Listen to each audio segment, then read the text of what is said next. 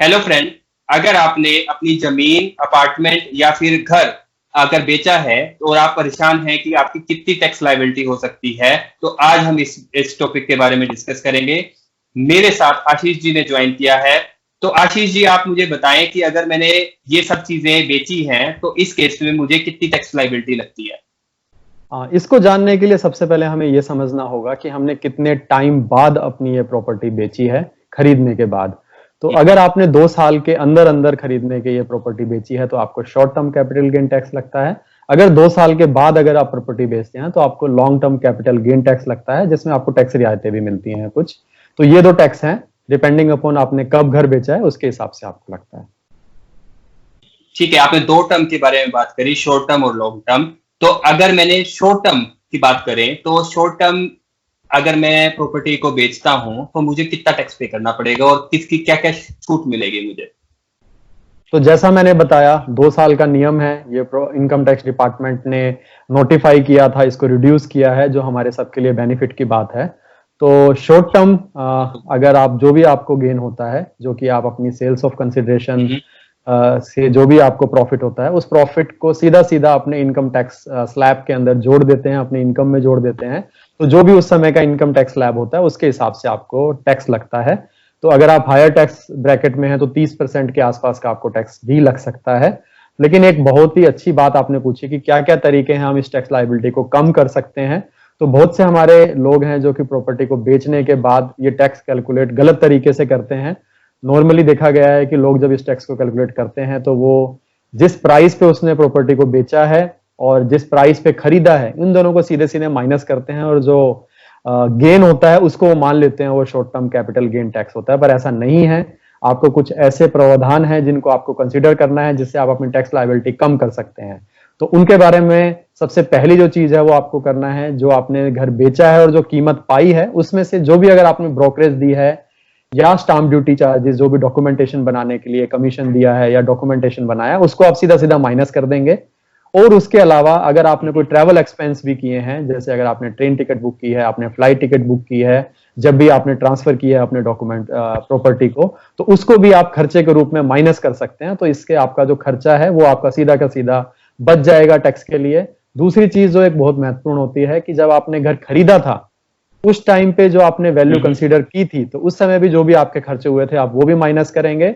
और अगर आपने उस घर को बनाने के लिए कुछ इंप्रूवमेंट करी है, सपोज करो कि आपने घर के अंदर एक फ्लोर ऐड कर दिया है जिससे आपकी ओवरऑल एसेट की वैल्यू बढ़ी है, या कुछ भी आपने मॉडिफिकेशन करी है अपने घर में या अपार्टमेंट के अंदर, तो वो भी आप कंसीडर करेंगे माइनस करने के लिए, या जोड़ देंगे आपके टोटल वैल्यू आपके जो घर की है उसको कंसीडर करेंगे। तो जिसमें आपने घर खरीदा था, जितना खर्चा आपने किया उसकी इंप्रूवमेंट करने के लिए, ये आपकी टोटल कॉस्ट आएगी। तो इन दोनों पैरामीटर को जब आप माइनस करेंगे तो नेट प्रॉफिट आपका मिलेगा। तो इस नेट प्रॉफिट के ऊपर आपको टैक्स देना है, ना कि जो आपका रो प्रॉफिट निकला था सेल और कॉस्ट को माइनस करके। तो नेट प्रॉफिट पे आपको टैक्स देना है, जिससे आपकी टैक्स लायबिलिटी कम होगी। ठीक है, तो ये तो आपने बहुत बढ़िया बात बताई। तो ये तो होगी शॉर्ट टर्म के बारे में। अगर मैं लॉन्ग टर्म के बारे में बात करूं, अगर मैं लॉन्ग टर्म में प्रॉपर्टी बेचता हूं तो मेरे लिए क्या क्या टैक्स देना पड़ेगा और क्या क्या लॉन्ग टर्म कैपिटल गेन के ऊपर मुझे सारा चीजें ये प्रोसेस करना पड़ेगा। बिल्कुल, जैसा हमने पहले भी बताया, मैं दोबारा रिपीट कर रहा हूं, 2 साल से ज्यादा अगर आप प्रॉपर्टी को रखते हैं तो आपको long term capital gain tax देना होता है। तो लॉन्ग टर्म कैपिटल गेन्स 20% रहता है, और इसमें एक जो बहुत अच्छी चीज रहती है वो है indexation benefit.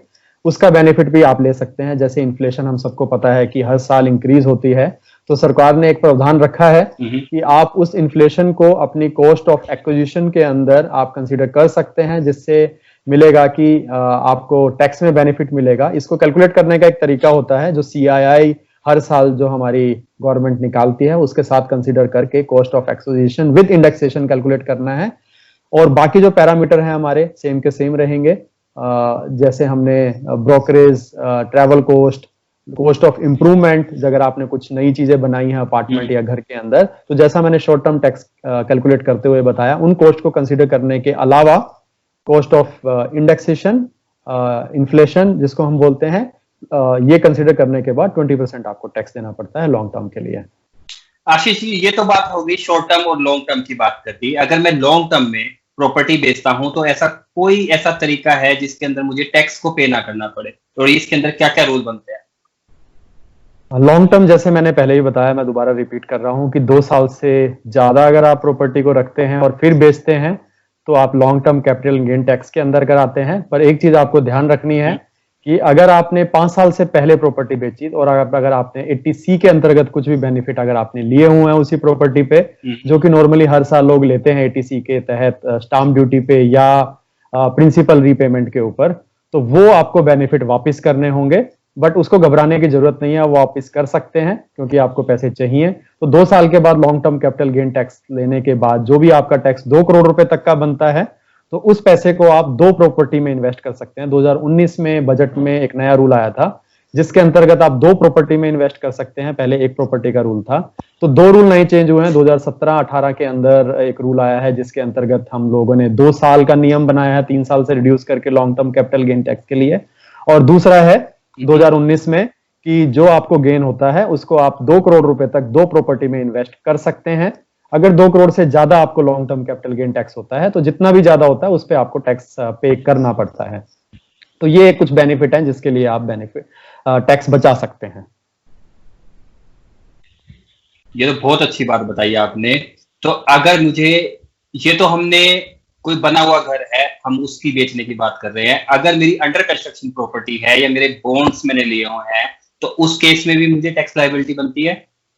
Under construction property भी आप ले सकते हैं इस 2 प्रॉपर्टी के तहत, बट एक बात आपको ध्यान रखनी है कि जो भी प्रॉपर्टी में आप इन्वेस्ट करते हैं long term capital gain tax को बचाने के लिए, उसको आपको 3 साल तक नहीं बेचना है।